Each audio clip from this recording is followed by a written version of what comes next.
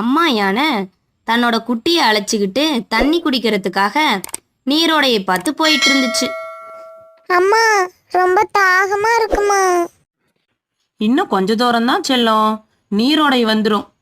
தாகத்தை தணிச்சதுக்கு அப்புறம் அதுல நீ குளியல் போட்டு விளையாடலாம். ஐயா, தண்ணியில விளையாடுறது எனக்கு ரொம்ப பிடிக்கும். இதோ கிட்ட வந்தாச்சு பாரு.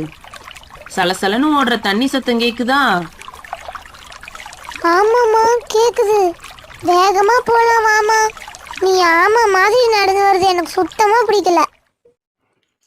நான் இப்படி நடக்கிறதுக்கு ஒரு காரணம் இருக்குதுடி செல்லம். எதுலயும் அவசரம் காட்டக்கூடாது. ஏதோ ஒரு மிருகத்தோட வாசம் அடிக்குது. எதுக்கும் என்னை ஒட்டிக்கிட்டே வா. அம்மா யானை சொன்னது சரிதான்.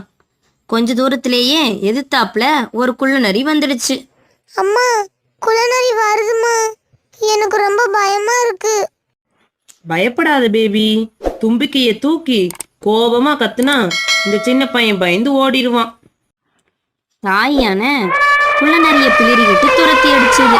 அதனால எச்சரிக்கையா இருக்கணும். தாய் யானை இப்படி சொல்லிட்டு இருக்கும் போதே ஒரு சிங்கத்தின் கர்ஜனை கிர்னு கேட்டுச்சு. அதை கேட்டு குட்டி யானை ரொம்ப பயந்துடுச்சு.